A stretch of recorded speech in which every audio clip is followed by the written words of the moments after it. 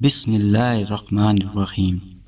السلام علیکم ناظرین، آج جو واقعہ ہم بیان کر رہے ہیں یہ واقعہ ہجرت کے 10ویں سال میں پیش آیا، جب حضور نبی کریم صلی اللہ علیہ وآلہ وسلم نے مختلف ممالک کے سربراہان کو اسلام کی دعوت دینے کے لیے نامہ مبارک ارسال فرمائے۔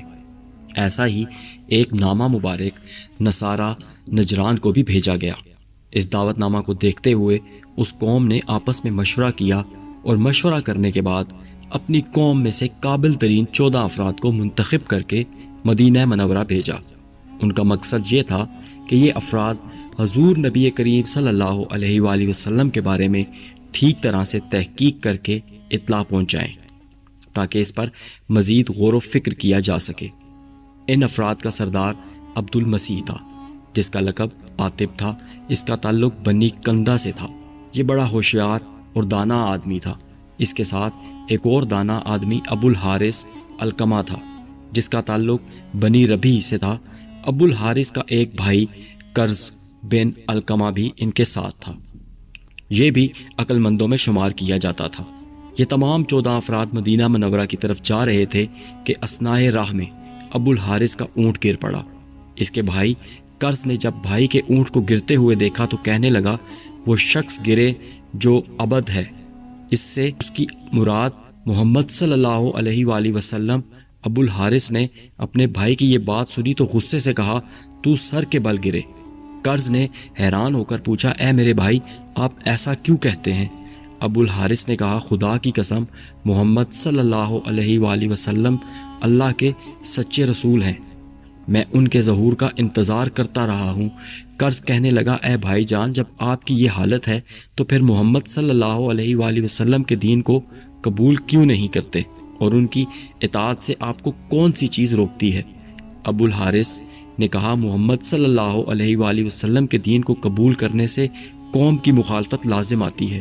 اگر ہم نے اس چیز کو قبول کر کے اس کا ظہور کر دیا تو پھر نصارہ کے نزدیک ہمارا کوئی اعتبار نہیں رہے گا، اور نصارہ نے جو مال و دولت ہمیں دیا ہے وہ ہم سے واپس چھین لیں گے۔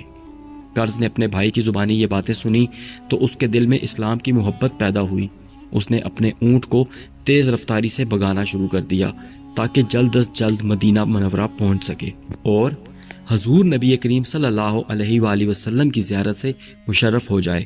چنانچہ جب وہ حضور صلی اللہ علیہ وآلہ وسلم کی خدمت اقدس میں پہنچا تو انتہائی عقیدت و محبت کا مظاہرہ کیا اور آپ صلی اللہ علیہ وآلہ وسلم کی رسالت پر ایمان لا کر دولت اسلام سے مشرف ہوا۔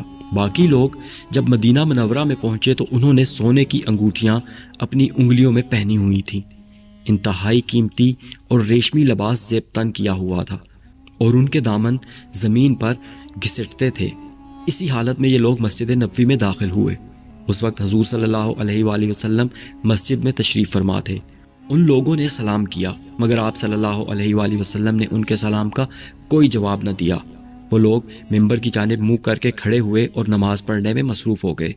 جب انہوں نے نماز سے فراغت حاصل کی تو حضور صلی اللہ علیہ وآلہ وسلم کی خدمت میں حاضر ہوئے اور گفتگو کرنے کی کوشش کی، مگر آپ صلی اللہ علیہ وآلہ وسلم نے ان کی کسی بھی بات کا جواب نہ دیا۔ اس سے ان کو بڑی حیرانی ہوئی کہ کیا بات ہے، ہماری کسی بھی بات کا جواب نہیں دیا جا رہا۔ آخر مایوس ہو کر وہ مسجد نبوی سے باہر آ گئے۔ جب یہ لوگ مسجد نبوی سے باہر نکلے تو ان کو حضرت عثمان غنی رضی اللہ تعالیٰ عنہ اور حضرت عبد الرحمن بن عوف رضی اللہ تعالیٰ عنہ نظر آئے۔ یہ لوگ ان اصحاب کو پہلے سے جانتے تھے، اس لیے پرانی شناسائی کی بنا پر ان لوگوں نے پوچھا، آپ نے ہمیں خط لکھ کر دعوت دی تھی، ہم نے حاضر ہو کر سلام و گفتگو کی مگر کوئی جواب نہیں ملا۔ ہم نے بڑی کوشش کی کہ کسی طرح آپس میں بات چیت ہو جائے لیکن ہمیں سوائے خاموشی کے اور کچھ نہیں ملا۔ اب آپ ہمیں بتائیں کہ ہمارے لیے کس چیز میں مصلحت ہے، واپس اپنے ملک میں چلے جائیں یا ادھر ٹھہریں؟ اس مجلس میں حضرت علی رضی اللہ تعالیٰ عنہ بھی موجود تھے۔ حضرت عثمان غنی اور حضرت عبد الرحمن بن عوف رضی اللہ تعالیٰ عنہ نے حضرت علی رضی اللہ تعالیٰ عنہ سے خطاب کرتے ہوئے پوچھا، اے علی رضی اللہ تعالیٰ عنہ، اس معاملے میں آپ کی کیا رائے ہے؟ انہوں نے فرمایا کہ میری رائے تو یہ ہے کہ سونے کی انگوٹھیاں اور ریشمی کپڑے اپنے آپ سے الگ کر دیں اور عام کپڑے پہن لیں اور پھر حضور نبی کریم صلی اللہ علیہ وآلہ وسلم کی مجلس پاک میں حاضری دیں۔ ان لوگوں نے حضرت علی رضی اللہ تعالیٰ عنہ کے فرمانے کے مطابق عمل کیا اور ریشمی کپڑے اور سونے کی انگوٹھیاں اپنے سے دور کر دیں۔ پھر حضور نبی کریم صلی اللہ علیہ وآلہ وسلم کی مجلس پاک میں حاضر ہوئے اور سلام کیا۔ آپ صلی اللہ علیہ وآلہ وسلم نے ان کے سلام کا جواب دیا اور پھر ارشاد فرمایا، مجھے اس پاک ذات کی قسم ہے جس نے مجھے سچائی کے ساتھ مخلوقات کی طرف بھیجا ہے کہ جب یہ قوم پہلی مرتبہ میری مجلس میں آئی تو ان کے ساتھ شیطان بھی تھا، اس کی وجہ سے میں نے ان کو جواب نہ دیا اور ان کے ساتھ گفتگو نہیں فرمائی۔ اس کے بعد حضور صلی اللہ علیہ وآلہ وسلم نے ان سے گفتگو فرمائی اور ان کو اسلام قبول کرنے کی دعوت دی، مگر ان لوگوں نے اس دعوت کو قبول نہ کیا اور بحث و تکرار کرتے رہے۔ پھر انہوں نے حضرت عیسیٰ علیہ السلام کے بارے میں سوال کیا۔ حضور صلی اللہ علیہ وآلہ وسلم نے فرمایا کہ وہ اللہ تعالیٰ کے بندے تھے اور اس کے برگزیدہ پیغمبر تھے۔ ان لوگوں میں سے ایک شخص اسقف نے سوال کیا کہ کیا آپ صلی اللہ علیہ وآلہ وسلم کو معلوم ہے کہ حضرت عیسیٰ علیہ السلام کا باپ تھا جس سے وہ پیدا ہوئے؟ آپ صلی اللہ علیہ وآلہ وسلم نے فرمایا نہیں۔ اسقف کہنے لگا، پھر آپ صلی اللہ علیہ وآلہ وسلم نے یہ کیسے فرمایا ہے کہ وہ بندہ اور مخلوق ہے، حالانکہ کوئی بندہ اور مخلوق ایسا نہیں ہے جس کا باپ نہ ہو؟ حضور صلی اللہ علیہ وآلہ وسلم نے اس کے جواب میں فرمایا کہ میں آج اس کا جواب نہیں دیتا، اس شہر میں قیام کرو تاکہ اپنے سوال کا جواب تمہیں ملے۔ دوسرے روز اللہ تعالیٰ نے حضرت عیسیٰ علیہ السلام کی شان میں آیت نازل فرمائی جو کہ قرآن پاک میں مذکور ہے۔ حضور صلی اللہ علیہ وآلہ وسلم نے ان کو طلب کیا اور آیت مبارکہ ان کو سنائی، مگر انہوں نے تسلیم نہ کیا اور اپنے موقف پر ڈٹے رہے۔ جب حضور صلی اللہ علیہ وآلہ وسلم نے دیکھا کہ یہ لوگ کسی طرح بھی نہیں مان رہے تو آپ صلی اللہ علیہ وآلہ وسلم نے ارشاد فرمایا، جب تم تسلیم نہیں کرتے تو پھر آؤ ایک دوسرے کے ساتھ مباہلہ کریں، یعنی ایک دوسرے کے حق میں دعا کریں اور یہ کہیں کہ جھوٹوں پر لعنت ہو۔ ان سب نے یہ بات سن کر کہا کہ ہمیں کچھ مہلت دیں تاکہ ہم جا کر اس معاملے میں آپس میں غور و فکر اور مشورہ کریں اور کل آ کر مباہلہ کریں گے۔ چنانچہ وہ گئے اور اپنے سردار عبد المسیح کے ساتھ مشورہ کیا اور اس سے پوچھا کہ اس بارے میں آپ کا کیا مشورہ ہے؟ عبد المسیح نے ان لوگوں کو جواب دیا کہ میں تو اس معاملے میں یہ کہتا ہوں کہ خدا کی قسم تم یقیناً یہ جانتے ہو کہ محمد صلی اللہ علیہ وآلہ وسلم اللہ تعالیٰ کے رسول ہیں اور ہمارے پیغمبر حضرت عیسیٰ علیہ السلام اس بارے میں ظاہر اور روشن دلیل لائے ہیں، تم ہرگز مباہلہ نہ کرنا۔ خدا کی قسم جس قوم نے بھی کسی نبی کے ساتھ مباہلہ کیا ہے وہ ہلاک ہوئی ہے، اور اگر تم لوگ بھی محمد صلی اللہ علیہ وآلہ وسلم سے مباہلہ کرو گے تو یقیناً ہلاکت سے نہیں بچو گے۔ جب تم یہ پسند کرتے ہو کہ اپنے دین پر قائم رہو تو پھر اس سے بہتر اور اچھی کوئی چیز نہیں کہ ان کے ساتھ مصالحت کر لو اور جزیہ قبول کرو اور اپنے ملک میں واپس چلے جاؤ۔ جب دوسرے دن کا سورج طلوع ہوا تو حضور نبی کریم صلی اللہ علیہ وآلہ وسلم اپنا حجرہ اقدس سے مباہلہ کی غرض سے باہر تشریف لائے۔ آپ صلی اللہ علیہ وآلہ وسلم کے ہمراہ حضرت علی، حضرت حسن اور حضرت حسین رضی اللہ تعالیٰ عنہ اور حضرت بی بی فاطمہ رضی اللہ تعالیٰ عنہا بھی تھیں۔ آپ صلی اللہ علیہ وآلہ وسلم اپنے اہل بیت کے ہمراہ مباہلہ کے لیے روانہ ہوئے اور ارشاد فرمایا کہ جب میں دعا کروں تم آمین کہنا۔ نصارہ نجران نے جب یہ منظر دیکھا تو ان پر خوف نے غلبہ کیا، وہ دعا اور آمین کی بات سن کر ڈر گئے، وہ کسی نتیجے پر نہیں پہنچ رہے تھے۔ ان میں سے ایک دانا اور عقل مند شخص ابو الحارث آگے بڑھا اور اپنے ساتھیوں سے کہنے لگا، اے میرے ساتھیوں، یقیناً جو مقدس چہرے آج دیکھ رہے ہو، مجھے مکمل یقین ہے کہ اگر وہ اللہ تعالیٰ سے یہ درخواست کریں کہ پہاڑ کو جگہ سے ہٹا دے تو وہ یقیناً ان کے لیے ایسا کرے گا۔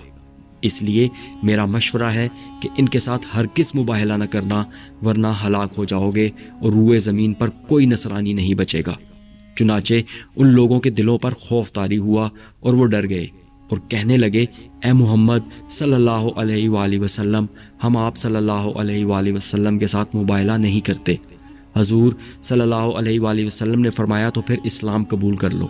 انہوں نے کہا ہم یہ نہیں کر سکتے۔ آپ نے فرمایا تو پھر جنگ کے لیے تیار ہو جاؤ۔ وہ کہنے لگے کہ ہم میں اتنی طاقت و قوت نہیں کہ ہم عربوں کے ساتھ جنگ کر سکیں، ہم آپ صلی اللہ علیہ وآلہ وسلم سے مصالحت کرنا چاہتے ہیں۔ ہم آپ صلی اللہ علیہ وآلہ وسلم کو ہر سال 2000 حلہ دیں گے اور 1000 حلہ تو ماہ سفر میں دیں گے، جبکہ 1000 حلہ رجب میں دیں گے اور ہر حلہ کی قیمت 40 درہم ہوگی، اور آپ صلی اللہ علیہ وآلہ وسلم کے قاصد جو ہمارے ملک سے گزریں گے ان کی مہمان درازی کریں گے، لیکن شرط یہ ہے کہ آپ صلی اللہ علیہ وآلہ وسلم ہمیں اپنے دین پر رہنے دیں اور اپنی حفاظت اور ذمہ داری میں لے لیں اور ہمارے ساتھ جنگ نہ کریں۔ ایک روایت میں یہ آیا ہے کہ انہوں نے کہا کہ 30 اونٹ، 30 گھوڑے، 30 نیزے اور 30 ذرہ دیں گے۔ چنانچہ اس کے بعد مسلمانوں اور نصارہ کے مابین صلح ہو گئی اور صلح نامہ تحریر میں لایا گیا۔ جب صلح نامہ کی کارروائی مکمل ہو گئی تو حضور نبی کریم صلی اللہ علیہ وآلہ وسلم نے ان میں سے ایک شخص اسقف سے فرمایا، تو گویا اپنے گھر میں گیا ہے اور اپنے گھر والوں کے ساتھ سویا، اور اس کے بعد اپنے اونٹ کے پالان کو تم نے اونٹ کی پشت پر الٹا رکھا ہے۔